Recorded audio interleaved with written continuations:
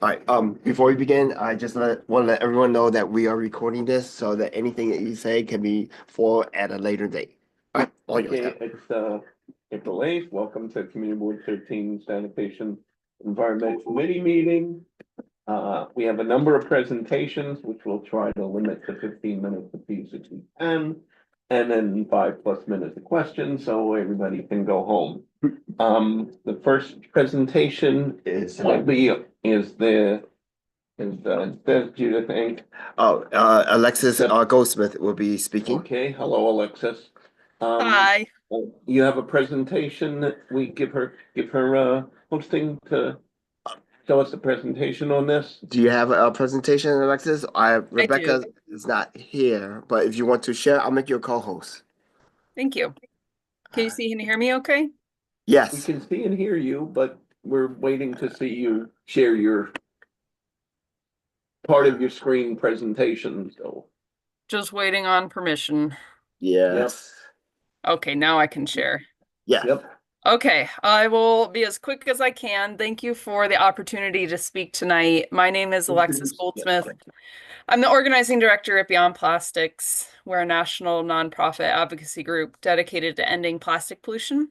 And I live in Schaghticoke, which is in the Capital District. I have a little tree farm here, and I'm a public interest lobbyist, and I'm working on a bill called the Packaging Reduction and Recycling Infrastructure Act. This is one of the top environmental justice bills that the state legislature is considering this session. These are the bill numbers. Senate Bill 1464, sponsored by Senator Harcum, and Assembly Bill 1749, sponsored by Assemblymember Glick. This bill passed the Senate last year on the last day. It was very dramatic, and it was ready to go to the floor in the Assembly, but it ran out of time because of procedural reasons. So unfortunately, we're now in a new session with a new legislature. But this is the fourth iteration of the bill, and it's already passed out of the NCON committees in both houses. It still has a long way to go, but we're very hopeful that this bill will pass this year. So this bill establishes an extended producer responsibility program for almost all packaging in New York State. It would address packaging that cannot be easily recycled, that is problematic, that is creating large amounts of waste. So in New York, 40% of our waste stream is packaging and paper products. In New York City, all of municipal solid waste has to be exported. Long Island does have a couple incinerators, but the New York City trash generally goes to the incinerator in Newark, New Jersey. It can be shipped by rail as far as Niagara Falls. It goes to landfills in Pennsylvania, and it's costing New York City almost $500 million a year to export all this waste. So packaging makes up a big percentage of municipal solid waste, and the goal of this bill is to make producers, big companies like Amazon and other companies like fast-moving consumer brands responsible for those costs associated with their packaging, and to make their packaging better for the environment, make sure that it can actually be recycled or reused, because especially plastic packaging has become extremely problematic. I can't emphasize enough how big of a problem single-use plastic is. So this bill, what it does is any company that grosses more than 5 million a year, so we're getting at the big companies, or more than 2 tons of packaging must reduce their plastic packaging 30% in 12 years. This is actually pretty modest. It was originally was 50%, but the Senate felt like they were going to get an outright veto. I don't need to get into the inside baseball, but it's 30% reduction in 12 years. Then all the remaining packaging has to reach a 75% recycling rate with a minimum of 20% being reused by 2052. So the idea is phase out any packaging that just becomes waste, packaging that ends up going to incinerators and landfills, make sure materials are actually being effectively recycled, and make sure that packaging is being designed to be recycled. Then companies will have to pay a fee for all of their packaging if they meet that gross profit criteria. And this will go to municipalities to reimburse them for the cost of recycling and waste management of that packaging waste. So not only will recyclers no longer be inundated with this worthless plastic packaging that they can't recycle, but they will actually be paid by the companies who are producing all of that packaging in the first place. This bill also will prohibit certain toxic chemicals from packaging that's currently in packaging. So for perspective, plastics, there are 16,000 chemicals used in the production of plastic. Most of them have not been tested for safety because we don't use the precautionary principle in the US, but some have been studied, and we do know that there are harmful effects to the chemicals that are on this list. So this bill will prohibit phthalates, which are really bad for women's reproductive health, heavy metals, benzene, toluene, all PFAS chemicals, formaldehyde, etc. Anything on this list will be prohibited from packaging. So these are chemicals that are touching our food, that's touching our baby food. Like not too long ago, almost all baby food was sold in glass jars. Now it's all in these flexible film plastic packaging that are leaching chemicals and microplastics into baby food. So getting toxic chemicals out of packaging and protecting consumer health is a big deal with this bill. This bill will also prevent greenwashing of recycling. So I like to call them big plastic, but basically the petrochemical companies like Exxon, Shell, Chevron, Dow are pushing this technology called chemical recycling and saying that it will effectively recycle plastic. But the truth is these technologies mainly turn plastic into fuel to be burned. This is a bit in the weeds with this bill, but it's really important because chemical recycling is like the next generation of trash burning. So this bill doesn't allow chemical recycling from counting toward the recycling targets. It doesn't ban chemical recycling, but it does say you can't call it recycling. So it's not advanced, not recycling. This is a familiar sight, I'm sure, to most people. When you go to the grocery store, you just have no control over the amount of plastic that you're buying.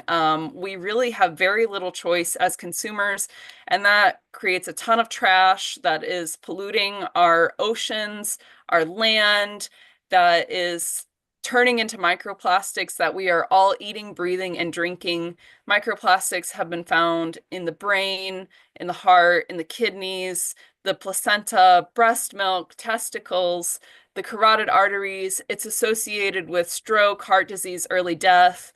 We just can't get away from it, and it's ubiquitous. Not only that, plastics are made from chemicals and fossil fuels. It's estimated that plastic is warming the planet 4 times faster than the global aviation industry. So the impacts of these petrochemical products are immense. And we don't normally think about that when we buy, something that's packaged in plastic. This is a major environmental justice issue in the state as well. We have more incinerators in this state than any other. And there's a new one being proposed. So I have one in my county, Wheelabrator, Hudson Falls.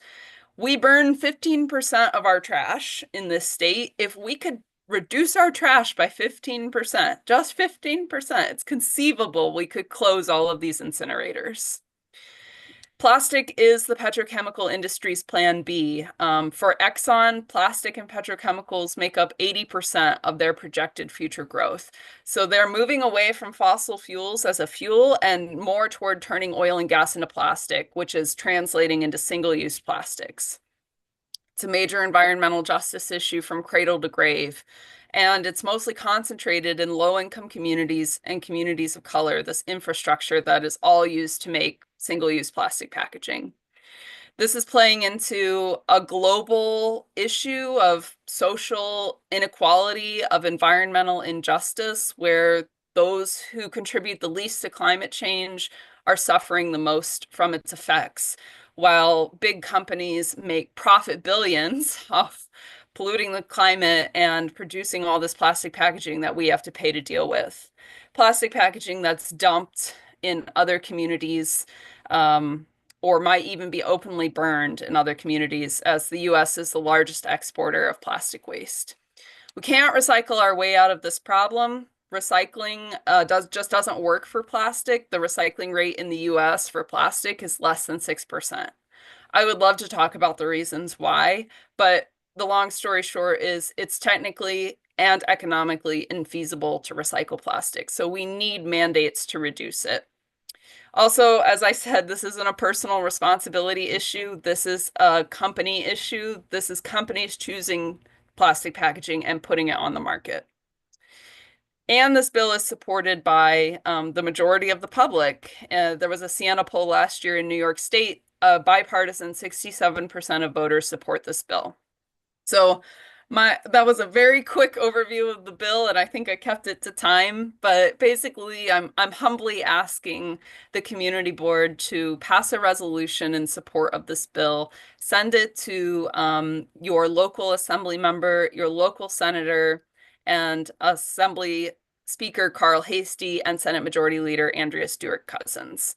We're very close to a majority of co-sponsors in both houses. We have 72 co-sponsors in the Assembly and 29 in the Senate. So we just need 3 more senators to co-sponsor and 4 more Assembly members to co-sponsor, and we'll have a majority of co-sponsors.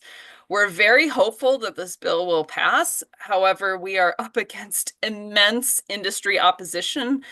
They've hired an army of lobbyists to kill this bill. Because, as I said, plastic is very profitable. So I'll stop there. I'm happy to take any questions. I believe you have our template resolution, but please let me know if I can forward that to you. Okay. Any questions locally? Please. We might have to take. Yep. My question is, why wouldn't they use glass? Can you hear? Glass Can you hear her? recycle. Not quite. When it comes to these companies too, they're gonna pass the cost of whatever this plastic is public. And with everything that's going on right now, a lot of people are not gonna be agreeable to it.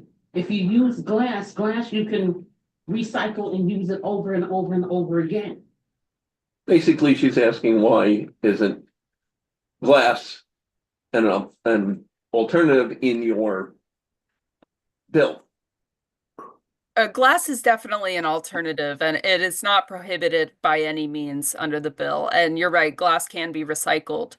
As to the cost, I definitely hear you on that, and companies passing on the costs.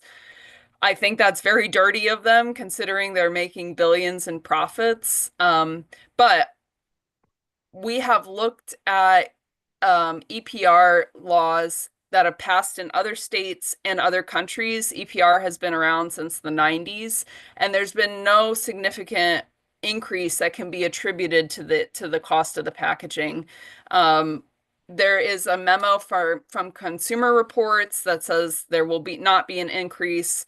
We have a report from Columbia University that estimates a $1 a week increase, but it's very difficult to tell because there are so many factors that go into the cost of goods, what the impact will be. We have a report coming out soon, another report looking at this bill specifically. And I would love to share that with you. It's supposed to come out on the 16th, and I'll forward it to you as soon as I'm able. Okay, you forward it to the Yes. board office, Eddie will pass it along. On Zoom, Jeff Ida and or Jeff, please unmute yourself.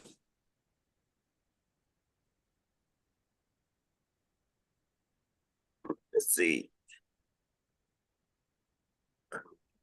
Can you hear us, Jeff, Ida?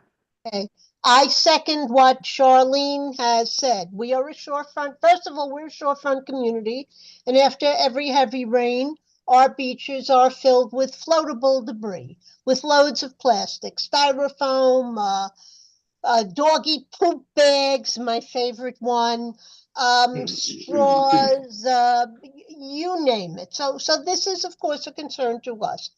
But we're we're really going to get clobbered in the next in the short term with all of these tariffs. And we know that these costs are put on with the consumer. And even now with organics recycling, with composting.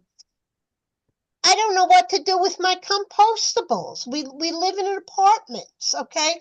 There's not enough room in your apartment for yet another container to hold garbage. So I think these things need to be thought through a bit more. I mean, I agree with you in principle, but I think these things need to be thought through. And a question, and you probably don't know the answer, in terms of incineration. We have a problem in New York Harbor with dealing with dredge material, with the material that's taken out of our harbors. It's also a disposal problem. They have come up with a process to deal with it anaerobically. It's not an incineration process. It uses high heat. Basically, the stuff is melted down into a slag, and it can be used for building materials and other substances. The Jersey Gardens Mall was built in part with this material that was utterly unusable, but they found a way to reuse it. So perhaps, I don't know who you're dealing with, but, they should take it some of the ways in which you're dealing with dredge material, which is also loaded with all sorts of toxins. And they have found, I believe it was Westinghouse that first came up with the process a number of years ago, and that they are finding a way to deal with this in a way that does not result in more contamination. Thank you. I agree with you, but I think we're getting a little in the weeds from this particular Bill. bill. Any other questions here? You want to make a motion to send the support letter? Bring this to the full board to vote. We have to Yes. bring it to the full But you guys board. vote first. but- Okay. Bring it to.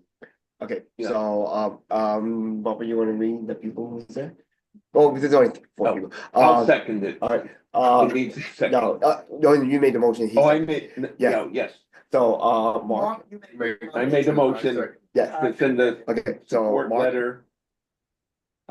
yes, For the, to the to the bill. legislature, to the whatever, and. We'll get the right wording for you. Pass a resolution Yes. and it goes to the board. So Call the Mark, roll, yes, call the roll. Mark, or who's here? yeah, Yes, Yes. Yes. Maria. Yes. okay. motion unanimous. passes. Yes. All right, Thank you very much. Thank you. Alexis. Your presentation itself, can that be made available to Eddie and then he'll pass it on? Sure. Would you like me to put it in the chat or email it to you? no, No, send no, it, send no. email it to me and, we can go from there. Okay, I will don't do. have any access. Yes, The support letter, what she asked for, the support letter, it's gonna go to the legislature, it's gonna go to our assembly. but right now it has to get passed by the full board too. Full board. Yeah, yes, The board has to vote, it's not just up to us four. sure, No, it's not just us four today who get to decide, it then goes to the board. I'm sorry, you couldn't say. So I think the state, what you're trying to say is you're concerned about the class meeting, it'd be a part of the bill. Being that it would be a recommendation, that it should be something that should be looked into. Okay. That's what I'm saying. So- I would think the problem is this is packaging for shipping goods. Well, even with it being. packaged I with agree shipping that- goods, that cost is going to be passed on. Right, to the I agree consumer. that And they glass shouldn't you can even use- make these. You can use in the over first and place. over again. yeah, That's mhm. why I just said, Yeah, Yeah, alternatives, I yeah. agree. I don't know. I don't know if that is what, So with Yeah, the APR laws, I think that Yeah. that's part of the bill. This is just for them to reduce it. Yeah, The passing, and then the details later, yeah. So It's not the end of all end of the bill, you know, no. This is just the beginning part where it's going to make the companies reduce their what do you call it, their waste in plastic so that, packaging. yeah, in packaging. So So, your Amazon box. yes. Won't anymore be that stupid plastic Oh, thing plastic. that you can't Yeah. recycle, you don't even know what to do with it. You put it. Sure, yes, and they do it, and they do it. Yes. Yeah. All right, thanks. Okay, All right, thanks, thank you very Alexis. much, Alexis. All right, and we'll see you You're soon. next. You're welcome. Thank you. Have a good night, everyone. All right, Okay, Okay. this will be at the next community board meeting. yes. And we'll hopefully vote for it, or you'll hopefully want us to vote for it. But we're just the committee. Thank you. All right, next. Presentation, flooding 101, and you're here. Hi, Yes. And you are, my name is Tristana Hughes, and I'm the Brooklyn Borough Commissioner for DEP. It's very nice to meet you all. nice to meet you. And then the presentation. Yes. Is it all right if I stand here? I'm gonna try not to shout in your face, but I think this is a good way to make sure the Zoom folks can hear me as well. Sound good? Yep. Okay, great. So yeah, just to introduce myself very quickly, I'll try to keep this to 15 minutes. My name's Tristana. I just started in this new role at DEP about 2 months ago. So I don't know everything, but thank you very much. I've been to a few meetings with Community Board 13. And I am trying to educate myself very quickly on the many, many, many environmental and DEP related issues in Coney Island and in CB 13. So I've tried to tailor the presentation as specifically as possible, but I will take all questions you guys have back to DEP. And I hope this isn't the only time that I'm able to present in front of this committee and that I'm able to come back and we're having a long-standing relationship. So thank you all for allowing me to present. We go to the next slide. We just start off this presentation by letting folks know that New York was reclassified recently to a humid subtropical climate. There are some parts of Zimbabwe and Vietnam that are humid subtropical climates. So that is a massive change, like even in my lifetime. And so, I don't have to tell anyone here that we're getting more and more increasing storms that are of very severe rain intensity, but to get recognized at the national level to show that our climate in the city is changing. It's a very big deal from a federal and state perspective, and it just shows you that climate change is going to continue to be a more and more important issue, and it's something that is very front of mind at DEP. So we just like to start off with that climate change is real. It's happening very quickly. It's affecting our shores and our city in Brooklyn. Go to the next slide. I'm going to talk about 3 types of flooding today. So one is stormwater. That's like kind of self-explanatory. Rain comes from the sky, a storm is happening. And that taxes our sewers, and adds water to the streets. We'll go into a little more detail there. There's also coastal flooding. No worries. Yep, that's okay. Coastal flooding. Everyone's familiar with that. That contribute like rising sea level is part of it, but it also can be exacerbated by storms, and it also can be exacerbated by groundwater flooding. So that's just flooding we attribute as coming from the coast. And then groundwater flooding interacts with all 3 of these, but essentially everyone lives on a different water table in New York. And so when you have a storm, when you have coastal flooding, water seeks its own level, water seeks water, and groundwater flooding can be an issue as well. So go to the next slide. So yeah, we just start with groundwater, which I talked about a little bit. Some areas of the city have naturally high groundwater. Coney Island is one of them. And so after multiple storms, the ground can become saturated. And water can come through the cracks. So the reason why we talk about this differently is sometimes people expect flooding to always come through your toilet or your bathtub, or your kind of sewer outflows, but it can also come from the cracks in your walls, depending on where your water table is. And as a homeowner, it's very important to be aware that that's a different type of flooding and that requires different types of solutions. Go to the next slide. Coastal flooding, I talked about this before. There can be a lot of ramifications of coastal flooding. One, it can send water back up into the sewer system. It can send it back into manholes, and it can send it back up into your personal basement connections.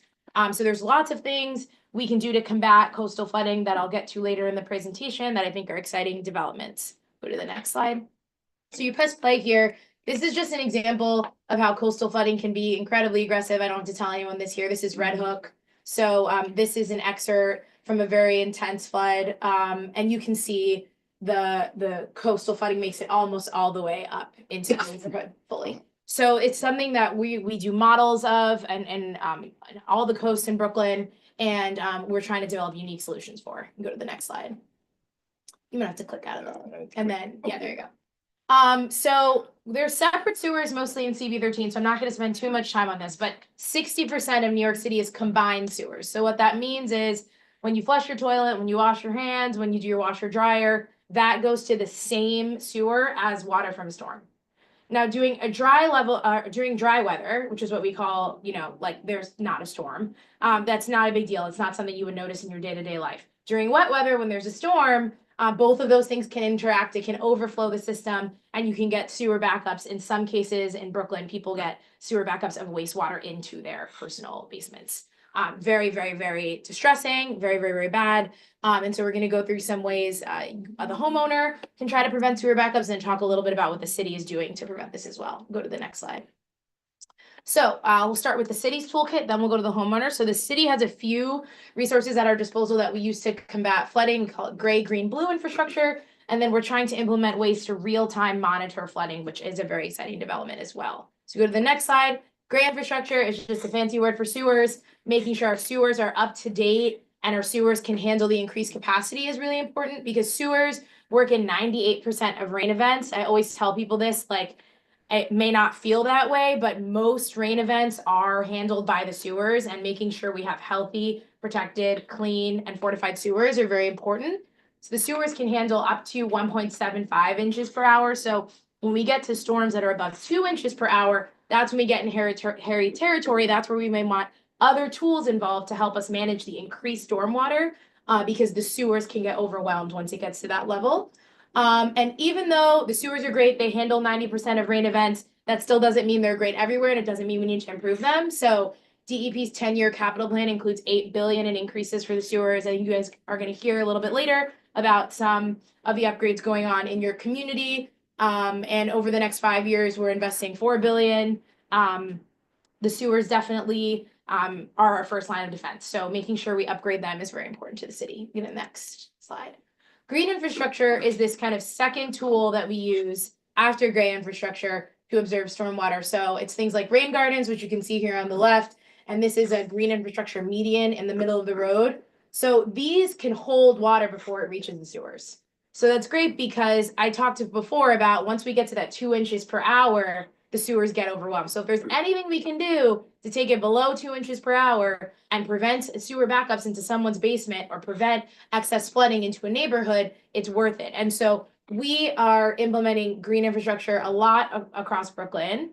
And we're very excited about its effects when we get to storms because it will help protect the sewers. If you go to the next slide, I'm talking about porous pavement, which is a different kind of green infrastructure. And it's special roadway paving that absorbs water. So Eddie, if you click the picture, it's also a video, you can't tell. Yes. Yeah. And this shows you porous pavement. So see, like normal water flowing on concrete, that would never do anything. Look at it for a second. In porous pavement, it actually absorbs the water and takes it into the ground. That's a very big deal for areas where we can't build rain gardens. So rain gardens, you can only build in certain areas because they're almost as big as a parking spot. Like you need a lot of space and you can't affect existing utilities. But porous pavement, you can build in a lot of places where you can basically build concrete. So this is a very exciting development. We're adding 35 miles in Brooklyn. And it's also a way to gather stormwater before it gets to the sewers. Go to the next slide. Yes. So I talked about detecting flooding in real time. We are putting FloodNet sensors all around Brooklyn. So these are sensors that can detect street flooding in real time. So the goal with this, I mean, this is very aspirational, but this is how they're supposed to work is we're supposed to put them in areas where flooding is frequent. And, hopefully we can see the flooding ahead of time. It doesn't have to be you call 311, that calls Eddie, that calls me, that calls the field ops team. It's like we can see the flooding happening in real time. We can put these in hotspots in Brooklyn and then send out our teams and deploy them accordingly. We are going to start implementing these this summer. So I'm going to try to get more information about what FloodNet sensors are going to be in your community board. I'll let Eddie know. I think we have 7 of them. You have 7, Yeah. okay, yeah. And hopefully more, right? So these are really, really important. They're first line of defense in getting better at attacking flooding. Go to the next slide. I put this up because not everyone's aware about the Unified Stormwater Rule, which was passed in 2022.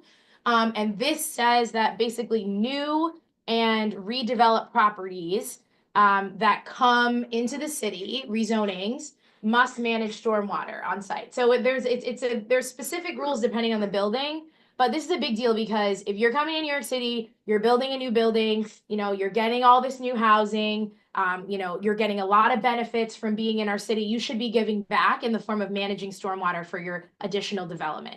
And so DOB along with DEP, we are the enforcers of this. And so as new developments come up in your community, if you have any questions about this, like please flag it to Eddie, who will flag it to me. We really, in the beginning of enforcement of anything new is never perfect, but I want to be very aggressive, especially in Brooklyn, which is seeing a lot of new development, to make sure that these buildings are complying with this rule and they're managing stormwater before it gets to the sewers, helping us as a city relieve that pressure. So very excited about this rule and trying to spread the word to community boards about it. And go to the next slide. No worries. So coastal resilience infrastructure. It's okay. You can just click. Like this one should work. Oh, it won't go up. Yeah. So I can just talk about it too. So coastal resilience is very, very important. Building new infrastructure to fortify our coast is important. And it's very exciting that this administration created the Bureau of Coastal Resilience. So there's a deputy commissioner who's dedicated to coastal resilience, and she has her own staff that's worked on coastal resilience with the Army Corps of Engineers. So they're working on things like raising the height of land, adding walls or gates on the water. I saw a demonstration of the first ever floodgates in New York City that are by the East River. They're very impressive and they can come up within seconds. So if we get information about a storm in real time, these gates can protect, wave breaks and reinforcing shorelines. And so you can go to the next slide. But this bureau is a really good opportunity to keep making sure that longstanding projects happen and having one area and one person in city government responsible for the coast. So we're very excited about that. We'll go to the next slide. So there's a public stormwater map, and I encourage folks to go look up your own house on this map. This is like, it's not perfect outline, but I just tried to take a picture online of CB13.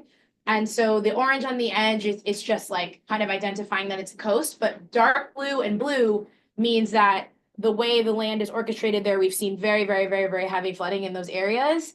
And so let's say you're like, nah, like my house is dark blue. Why is it not dark blue on this map? Like that's something you should flag to me. We can talk about why the flooding in your area is different, but it's not coming up as a land highlight. And then two, I just think it's important when I'll talk later in the presentation about insurance, et cetera. But you just should know where you are and you should know how close you are to these areas. We'll go to the next slide. Okay, great. I'm going to speed through this last section, which is what you can do to protect your home. Next slide. Make sure that your basement is correctly set up. So a lot of stuff happens because people's bathroom fixtures are below their sewer connection. So if there's some sort of backup, it will go to your toilet and your bathtub before it will go to your sewer connection. It's not great. Make sure exit routes, front and the back, and you don't have bars on your windows. If someone's living down there and there's a very fast storm, over 2 inches per hour, you can get in a really tough situation. Go to the next slide. If you see on the right, these are proper installations of downspouts. On the left is improper installations. Even just showing that to a plumber, making sure your downspouts are set up correctly can be very helpful. You go to the next slide. Rain barrels, connecting them to your gutters can be great. You can save the water to plant later. It's not water you would drink, but it's water you can use for other things like cleaning your car or putting on plants. And it's a great way to help the sewer system. Flood sensors. You can put these in your basement. If you sleep on the second floor, but you have really important belongings on the basement floor, this will alert you in your sleep. Beep, beep, beep, something's happening. And they're like $25 at Home Depot or most hardware stores. Next one, flood barriers. Same thing. They're only a few inches, but like I said, when we talk about a backup, it's like 2 inches per hour. So these things can make the difference between water getting into your home. You can also purchase them at a hardware store. The next slide is sump pumps.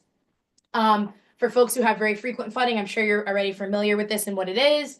But you can get it at a hardware store. It will pump rising water out of your basement while it's coming. And make sure you're using the correct pipes there.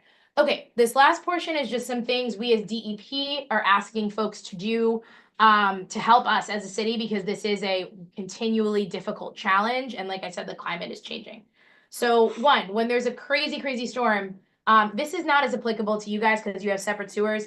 But for folks who have combined sewers, we say, wait, like, don't take a luxurious shower and wash all your laundry and wash all the dishes at the same time as the storm. You're putting a lot of pressure, and the extra water puts strain on the system. Next slide is the city spends $18 million a year because people put wrong things in the toilet.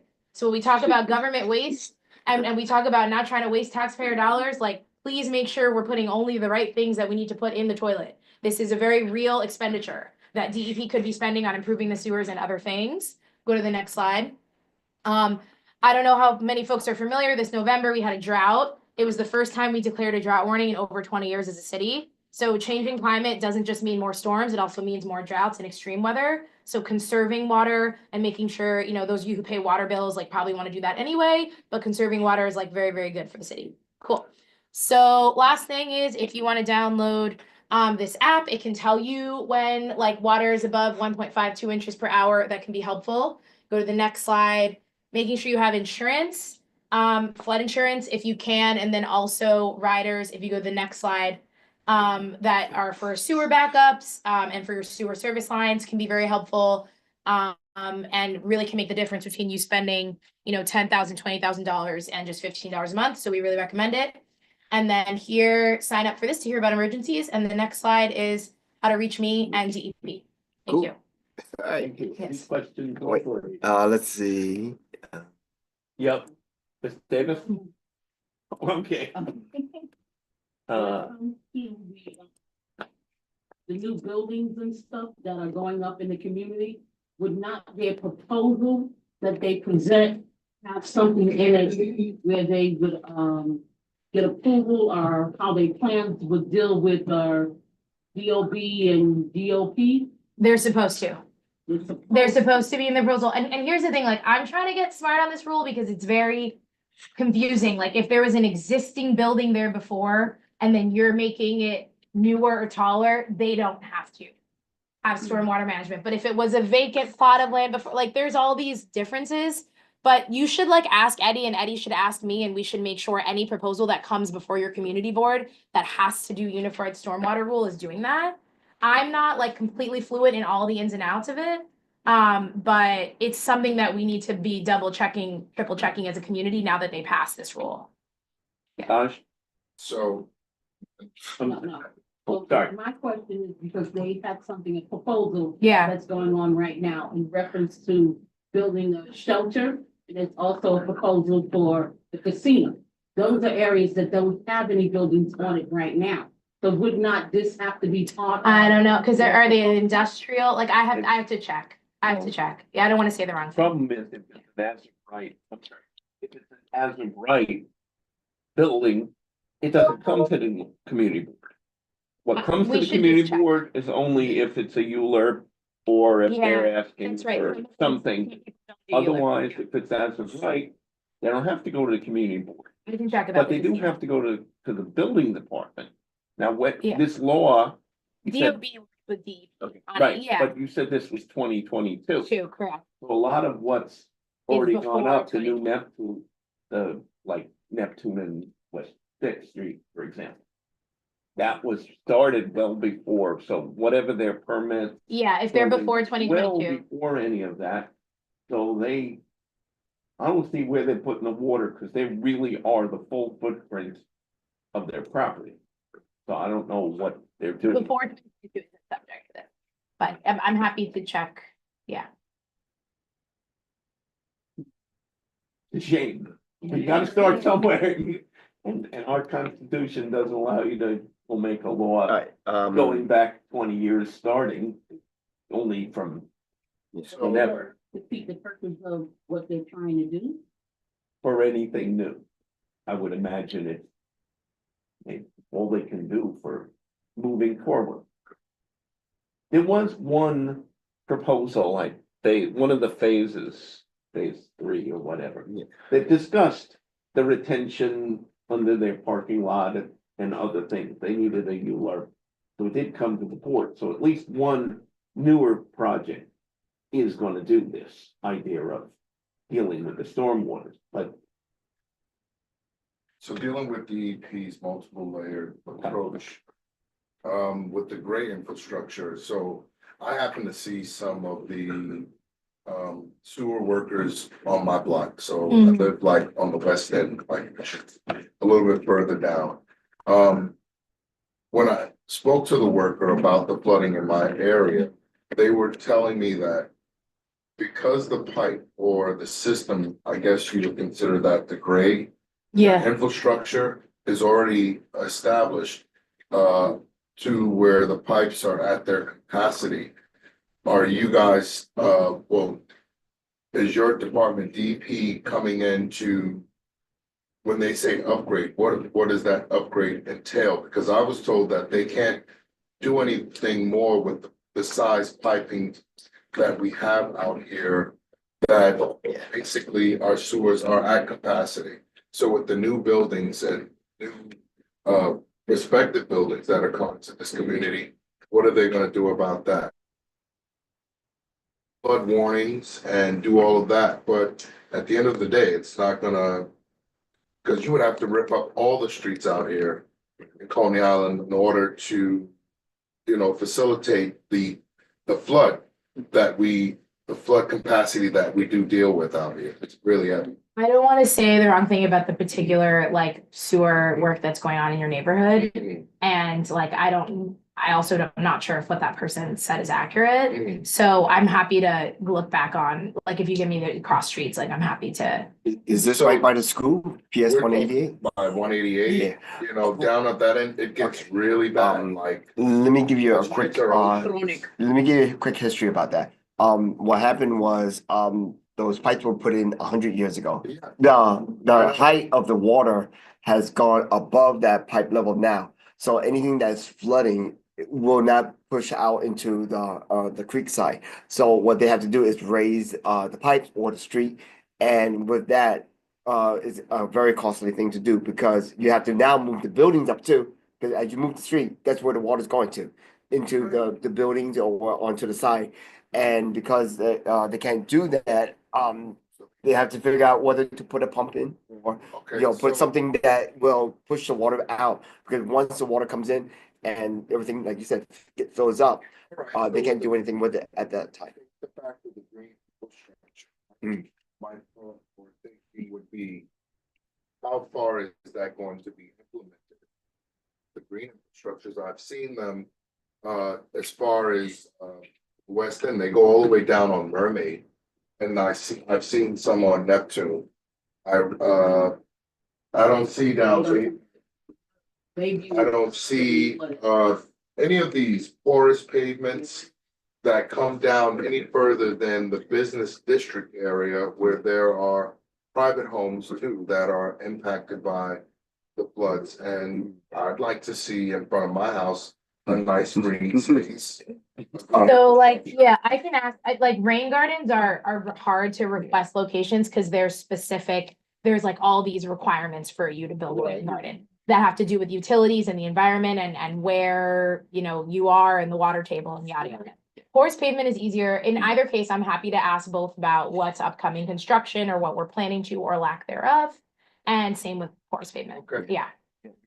The furthest is gone to is on West 21st Street. That's the furthest it's gone to. In our district needs, we said from 21st to 37th Street and further, it should upgrade infrastructure. So it is in our district need. It's just more of it being a priority for the city to address that need. Yeah, oh yeah, that too, definitely. And like I said, they stop. Yes. Right, and they might not, like DOT could tell us we can't do it, or someone could tell, like there, it's more than just us saying we're gonna build this patch of garden. But yeah, like give me all the areas and I can. That's okay. It's our newsletter. It's our newsletter that we put in every week, and there's a flyer that addresses the flood net, that how you register and to tell them where it floods in your neighborhood. Yeah, okay. Lolita? Yes. We have one on. Okay. and suggestion. It's very often that we see here that like city agencies do not coordinate with each other very well. Mhm. But when it comes to flooding, it should be like collective effort from DOT and DEP together, because to clean up, it's not just to clean up with the catch basins, right? But our streets are sinking because of the same issue with the groundwaters. Our streets are sinking. And every time that you ask, like, let's say, if you go on Surf Avenue and you turn, the bus is turning on West Fifth Street towards Surf Avenue. It's not so many Yeah. times we requested for it to repave, but it's sinking and the water collects there, like big puddles of water Yeah, collects. and especially in the wintertime, In it the freezes wintertime, and yes. it blocks. And Yeah, ice, ice. yes. Same is like, Yeah. I know this is like a terrible place. We raised that question many times, but it's West Sixth walkway. It is not just a puddle. You actually could swim there probably. It's like up to No, I believe you. above Yeah. the ankle water. Even the former councilman Deutsch made a small pathway because people could not pass that walkway. He just built a pathway and put like this concrete Mhm. banisters to.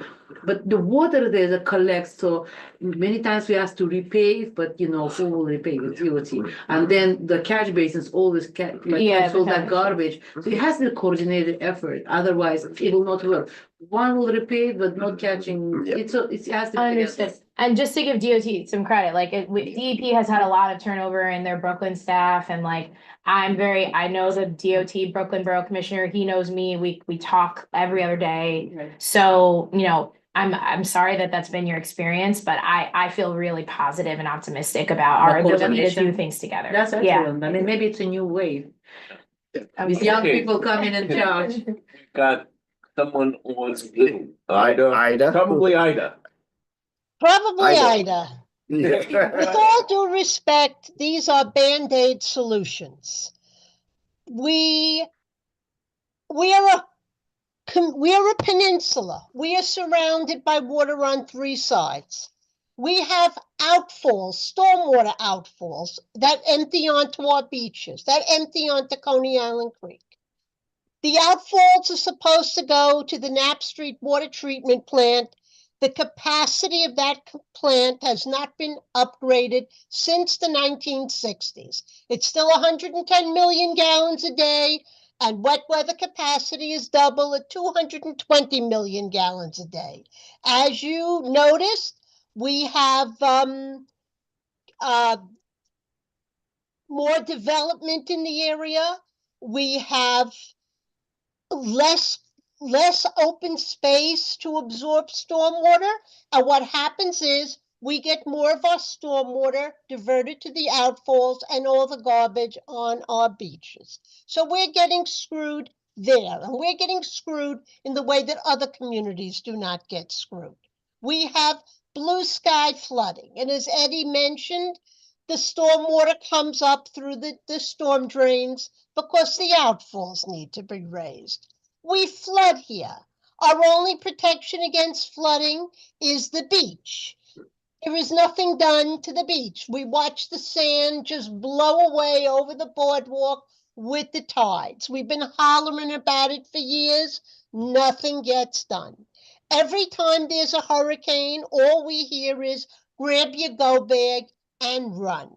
And I think it was Charlene brought up the casino. The casino is estimated to bring 30,000 people a day to the corner of Surf and Stillwell Avenues. That's an additional city being brought every day to Surf and Stillwell Avenues. And believe me, they're not going to wait to flush the toilet or take a shower while it's raining. Okay? And we're the ones that have to suffer with this. We've heard you're meeting with the Army Corps of Engineers. Nobody meets with us. We heard that there's meetings with the Parks Department. The community is always left out of these discussions. And I, for one, and no longer going to be silent about this, because we are just getting screwed here. And all the rain gardens in the world are not going, stormwater retention basins in the world are not going to help us, because we are at the end of the pipe. We are the ones that have the outfalls. We are the ones that get inundated with sewage from the combined sewer overflow that comes from Owlhead, that's on West 15th Street on the north shore of the creek. And nothing is done for that. So really, I think, I really think that since there's a new person, a new borough commissioner, that maybe that borough commissioner should come down here and look at some of these issues, which we try to deal with every single day, because it's getting impossible to live here. And as you notice, as you yourself said, we're in a subtropical climate. Things are only going to get worse. I'm happy to visit. And I'm happy to answer, take back any questions you have. So Okay, appreciate There's you a sharing. whole list. thank Looking you. forward to it. Thank you. Any other questions, local? For the commission. Yes, we would actually. No, wait, the borough commissioner is here. The borough commissioner is here. She is gonna be more in tune with us. I'd appreciate if folks give me a shot. Like, it's Yes. my first time here. And I would love to come down and take a tour. I've done it in Sunset Park. I've done it in Red Hook. I've done it in Greenpoint. They took me up on it. They walked me around and I was able to get them answers on some stuff they'd never been able to. So I would appreciate the same opportunity here. And also continue to raise questions like that to me as well. I'm happy to go back We'll and be get more responses. than happy to walk around with you, because we know every inch of this peninsula. We're That living sounds here over great. half a century. We've Thank been you very down, much. this is not our first rodeo. That sounds great. And next presentation, Yeah, hopefully. thank you. final. Thank you. You can come up, Mary Mary Rose. Mary Yes. Rose. And the Yes, my name is DEC is, Department of Design and Construction. okay, My name is Mary Rose. I am the outreach coordinator for Brooklyn and Staten Island. I am here today to go over a project that is upcoming in the works. It is presently in design. It has quite a name. Oh, wait, here we go, here we go. And you just reduced them. This is project CONISPHO4, also known as the installation of new storm sewers and replacement of existing sanitary sewers, trunk water mains, and distribution water mains in Neptune Avenue between Wells 12th Street and Ocean Parkway. Next slide, please. So these are the project limits. The majority of the work being done will be along Neptune Avenue, as you can see, which is the horizontal line. And then we do have additional work that will be happening along, I believe it's Shell Road, Sheepshead Bay, and West 8th Street. I believe on there, Yeah. it will be mainly water main work. Now, Water main. would it be on both sides or just on one side on West 8th Street? On West 8th Street, would it be on both sides or just north side or the south side? Because as you can see, it's a two-way, there's a median inside. And I'm not sure if they're going to do both sides of the street. Yes, I believe it should be both sides of the Okay. street and they'll alternate. Yeah, that's my understanding. Yep. Oh, and then it goes all the way to Ocean Parkway, just to let people know. Yes. All right, go. So bear with me, I'm gonna go over all. the Yes. So there is I didn't say that. there's quite a lot. So, the installation of a new storm sewer and catch basin based along the amended drainage plan to relieve frequent flooding, as we were just discussing, occurring in the area. So that is one major goal of this project. Additionally, upgrading existing trunk water mains based on DEP's master plan, continuing from a newly installed trunk water main constructed under CONISPH 2B, which was a previous project you might be familiar with in Yes. this area. So, that will continue on. Replacement of existing old, unlined, and undersized, specifically distribution water mains, including lead service lines if encountered. Replacing, I should say, lead service lines. And existing fire hydrants will be replaced and new ones will be installed as part of the distribution water main. So just to highlight here, this means that the water main will be increased, which means that the new buildings that are coming in the area, which will require more water, will be fulfilled. And additionally, the fire hydrants, I want to highlight that there will be additionally more hydrants going in to increase water and fire safety as well. Replacing and rehabilitating aging sanitary sewers based on inspection.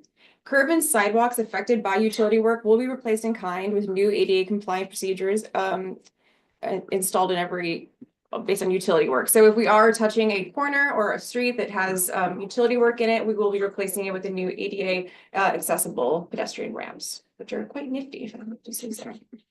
Signage, if affected, will be replaced in kind. Street lighting also will be upgraded as necessary, and new audible pedestrian signals will be installed as well. There will be no changes to the roadway alignment, so you can anticipate that your roads will stay the same. There will be no new traffic lanes or anything like that. It's remaining the same in that way. Trench restoration from curb to curb, resurfacing for the majority of the project area. So some areas that have water main work, as I mentioned, like for example, anything not along Neptune Avenue will be getting mainly water main work. Tree pruning will be coordinated during construction. There is not any anticipated big tree removals for this project. Nothing major in that front. And lastly, there's a SWIP plan, a stormwater pollution protection plan, which essentially just means that while we're working, we'll be mindful of any erosion or sediment that might come into our newly impacted sewer drains. Quick question. Is there any porous pavement in the replacement and the restoration? And lastly, there's actually no green infrastructure amenities included in the scope of Oh, work. okay. Well, Next slide, please. No. I know, right? That's why I say, like saying. Yeah. But I would like to just sort of, this is sort of a lot of the project goals and some of the highlights over the project limits of the map. Something I want to highlight from this is specifically we are in coordination with the MTA, which is doing a new accessibility project for the F train Neptune stop. So that is something that we're being mindful of and trying to minimize the community impact in that respect. But this is sort of an overview of where the work will be happening and just sort of a highlight of some of the benefits to come, such as the additional hydrants, the increased water main supply, and steps of that nature. Next slide, please. This is just sort of an overview of how we like to maintain pedestrian and street traffic while we're working, just to ensure that we have a plan. As you can see, there is a work area section highlighted there, along with a lighted timber barricade to keep pedestrian and bicyclists safe. Additionally, we're anticipating that there will be no full road closures unless we're moving equipment per se, and that would only be temporary. But we expect that we should be able to keep a minimum of one lane open at all times. Ideally, two in some areas if parking is removed, but this will be obviously case by case based on the project. Here's another view. If you yes. Removed parking or temporary. Just temporary? Yes, Okay. sorry. Yeah, I know. So sorry. That's true too. Mindful about language. Very bad in this neighborhood. No, no. Additionally, there's another view you can see as if you were to be walking. And that it shows the work area, an area for pedestrians, and additionally an area for cars as well. Thank you. Next slide. This is just an overview of some of the community impacts you should anticipate. Roadway lane closures as necessary, as I mentioned, all temporary. And temporary loss of parking, or potentially some relocations of bus stops along the way, specifically I think on Neptune Avenue, there are some 68 bus. 68, thank you. Yes. And we will be doing some scheduled water main shut-off downs while we're installing and doing that work as well. You will be informed ahead of time, both with many 72-hour and 24-hour notices that will go out, which I'll get into. And potentially there will be some nighttime weekend work. This sometimes is actually beneficial if it's in an area that might be in high congestion during traffic or that nature. So can be beneficial. Some people might see it that way, just putting that way. And lastly, we'll be in coordination with any restaurants that may be open along this area at this time. So that brings me to sort of the outreach we like to do along with these projects. Maybe some of you have met Gregory Fontaine, who's on the current project. A community construction liaison will be involved in this project as well, which will be responsible for keeping the community informed and being basically a tool for y'all to reach out to, given any questions that may come up during the project. We will hand out things such as a project information card, advisories, which will inform you about any upcoming maybe parking changes or things of that nature. And additionally, we also offer a weekly look ahead bulletin that we send out to let you know where we'll be working, what kind of work we're doing, just to keep you abreast of sort of our schedule. And then hold on. And lastly, a newsletter as well that will keep you also informed as the project progresses. Wait, before you begin, just hold on. I hate when that happens. I'm not sure. Hold on, hold on. Nope, sorry guys. That's pretty music. I know, right? Jumping to music. Hold on. Yeah, so I just I don't know when it does that. Just hold on. I know, wait, sorry guys. It's just there we go. There we go. Record. There's a peer. Yes, we know. All right, back to the computer. Now. Go for it. Okay, now you can go. You can continue. Okay, so just briefly the project schedule. So you received the mass mailing letter, I believe, which came out on February 3rd, which is the initial kind of introduction to this project. We had a utilities coordination meeting recently, which basically just lets the utility company know where we're coming and what to expect so they can coordinate with us. You should anticipate receiving another mass mailing letter coming up this summer. Final design completion is expected for the fall of this year. And then construction is expected to begin actually in the fall of 2026. So you have a bit of time. And additionally, the project that's happening at this moment on West 16 will be completed. So it's sort of continuation in that respect. Yeah. And it's anticipated this will be about a 3-year long. So from that, I believe I am done. That's it. It was Okay. a very brief presentation. As this is still in design, you know, there's only so much I can really offer, but I wanted to come and speak to y'all and give you a heads up with that. Thank you very much. You'll take questions I now? would love to take questions. Locally? No. Okay, that's why we appreciate it. Utilities, you know, in the event that, you know, people lose electricity or whatever, will there be any type of compensation offered if they, you know, utilities are off and they lose their Electrical work should never, that Yeah. is rarely ever impacted in our work because we don't actually ever deal with anything particularly electrical in our national grid condescending. They go ahead of us, they do their own work. So we're not dabbling with anything electrical, I should say. If there was something to come into any, I would call it a freak accident, hopefully, that happens like that. Then you, yeah, I know it has happened, absolutely. But in that case, then yes, absolutely, you could file a claim with the CCL, Community Construction Liaison. So that is definitely a possibility if that is to happen. But yeah, we don't anticipate that to happen. I think the most you can expect likely will be your water being shut off temporarily. And that is something that you would receive both a 72-hour and a 24-hour advisory notifying you about. Yes. So if the utility, if the water is shut off, then you, basically the person themselves will be responsible for whatever water that they may need. How does that work? Do they supply the people with water if it, you know, have to be shut off? In some cases, if there's say like a hospital or a lab, something of that fact, we will try to work to figure out a way to get water to that home or to that business, I should say, or to that community center or whatever it may be in certain situations. But for residents, it's just, we give that notice so that you can sort of prepare a bit, but we don't supply water per resident. Usually it happens, fill up whatever buckets with water and dishes. And I should, yeah, thank you. And I should say that it's never longer than a few hours. Take water in and take a sip, walk it. I know it's happened in my building last summer and it was not shut off for more than 8 hours. Yeah, we typically try and do it, yeah, as short as possible. In fact, it's, sometimes we say it's gonna be longer and then we are able to resume and finish the works faster. And we would let you know as soon as the water resumption has happened. You'd have a lot of notices to it as well.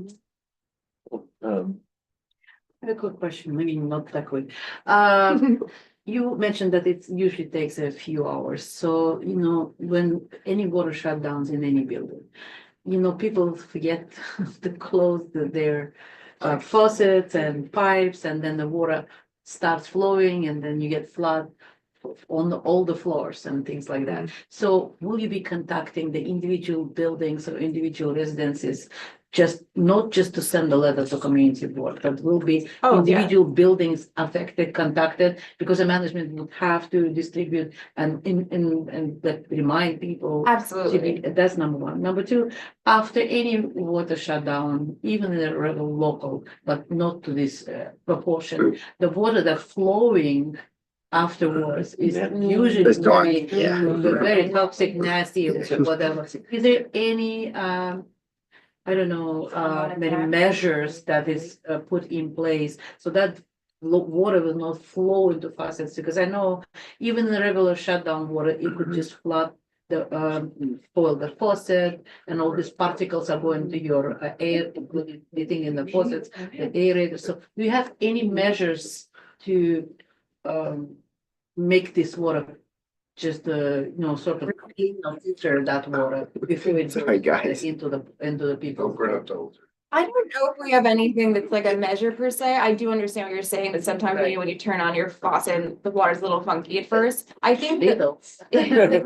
I think what I would say is if it persists, that'd be something that I would say you should inform both the CCL.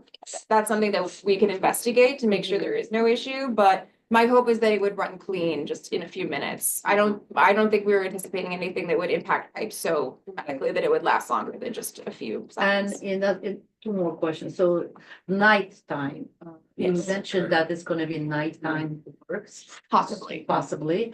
So normally, what that involve? Like will you be able to contain the noise? Let's say put the works that are done at night less noisy, like sort of coordinate the quality of work during nighttime and during daytime. So you not hear this banging all night long when people are just changing the pipes.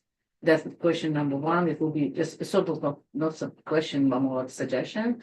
And also, what probably most of the construction goes on in the summer, and people are using buses and things like that to come in here for the beach and children. So is it possible to somehow coordinate with the transit that these routes that lead to the beach will not be as impacted during summer season? Is there, like, you mean, like, let's say, like, where the F train is that your concern, like, that area? Because there's, I feel like probably buses that go. Well, a few buses are coming, like, I don't know what, it's hard to say, looking at the map, what exactly would be affected and when, and Yeah. which phase and which season. Because you're gonna be working throughout the year, it's not only summer season. I'm just trying to ask for consideration as far Right. as people coming, let's say West 8th Street, right? There's, I don't know if it's a bus or not, but there are people crossing the streets over there, going to the beach. No, I absolutely Yeah. understand, especially this summer is a very vibrant time for this neighborhood. And it's not just vibrant, it's also economics Of course, yeah. of the boardwalk businesses and course. Neptune Avenue and Mermaid. Yeah, They absolutely. leave only for a few months in the season. Right, no, and I understand, because I remember we had an embargo for Surf Avenue for that main Right. reason. I don't believe there's any embargo per se in this area, and I feel as though it's more residential from my understanding. Yes. But I will definitely investigate, because I think, I will be honest, at this point, it's a little hard for me to speak on construction as this is still in design. But I think that moving closer to it, that's something that we can keep in mind when we're planning and. Consider it. Exactly, thank Yeah, you, yeah, thank you. so. Question pertaining to nighttime and I- construction. Okay, I had a question. Yeah. You said you'll be relocating, possibly, but you don't have to, relocating bus stops. Yeah. Yeah. The existing bus stops, in theory, it's accessible, if the driver's nice enough to get close to the sidewalk to Right, pick up somebody in a wheelchair. When you relocate them, I often find you just relocate them to the middle of where cars are parked, and it's chaotic. you can't, Yeah. someone in a wheelchair, you can't get at them. No, this is, no, So I have absolutely hear you, that is a I big mean, concern. relocate them. I Hopefully. understand. You gotta do that. I understand, Right, but don't relocate them for where, It's not people accessible. can't get, they're Yeah, not not accessible. accessible. I mean, we've argued and fought to get them to be accessible. And, Yeah. it's not forever, but Still, It's 3 years, it's not like, okay, this week and it'll be back Yeah. next week and it's a pain in the ass. the hope is it wouldn't also be for the entire duration of the project, I shall say that. But I absolutely hear you because accessibility is a big goal of even this project itself. So we will definitely, that's definitely just something to keep in mind. We coordinate with the MTA and the CCL is kind of responsible for that work. So I think they'll have a really great understanding of where it would make sense to put the bus stop, where it would make, it still be accessible for folks and not be out of the way. And part of their job is to both create signage and also to, when the bus relocation starts, their job is to sort of hang out and make sure people are not confused and know where to meet the bus and everything, Right. so. Okay. So it's projected or anticipated construction completion of 2029. Yeah. Might it be shorter than that? It might be. Yeah. Okay. But they have to wait till the one on 16th Street is finished first Finish first. before Yeah, 'cause jumping I into just- that one. Yeah, so Yeah. if it's delayed there, guess what? It's delayed. Yeah. Cool. Okay. David? Some of the things that.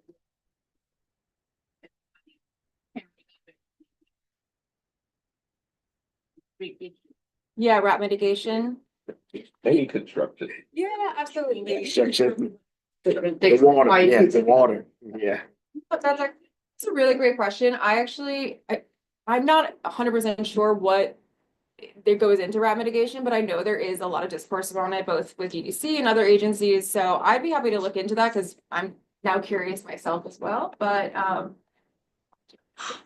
don't know about any tactical measures they're taking with construction. Is this gonna be at the general board meeting? No, as well? this is No. just a presentation, Okay. and also people who missed it can view it on YouTube, so. Right. Anybody want to yeah, Zoom? wait, Oh, yeah. I'm sorry.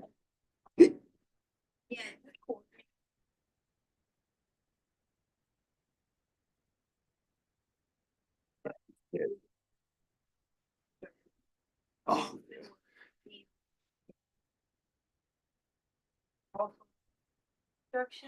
I mean, it was really tough for us last week. They did it during the weekday. My kids had to go to school the next day. And even I, my husband works and it's just really hard. Our windows are not soundproof. It was really loud. Our building was shaking. But it's just something I know we just have to deal with because it's better they can do the construction at night than in the morning and cause traffic. more delayed, yeah. Yeah, I hear you so I though. understand that, but Yeah. definitely be nice for all construction to be coordinated during our off season. I appreciate all this input and I absolutely, this is definitely stuff I'll take back to our team and discuss, especially when we move forward Oh, with this. for the bus, definitely a corner at least. Yeah, Yeah. Because that, you Yeah, have easier. rent. Quick question about phases. Is this gonna be done all at once or in phase 1, 2, and 3? Because, the section versus the whole section is gonna be done. Do you know if they're anticipating to breaking it down, like from West 12th to West 6th? And from West 6th to West 5th, and then from West 5th to Ocean Parkway? Because those are congested areas. It's just more of, it's a total shutdown versus section shutdown. Yeah, the nature of construction is typically to work in Yeah. phases because there's work that has to happen ahead of time.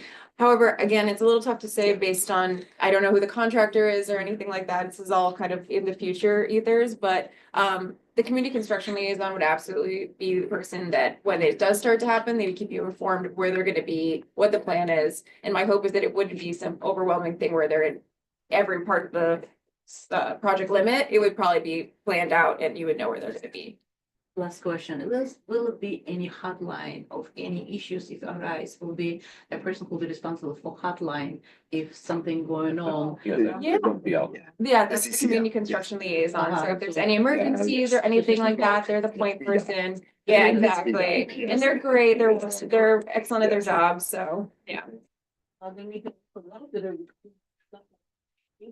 Sorry, kids, yes.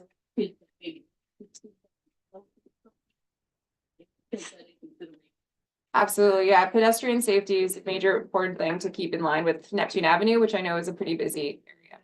Um, Yeah.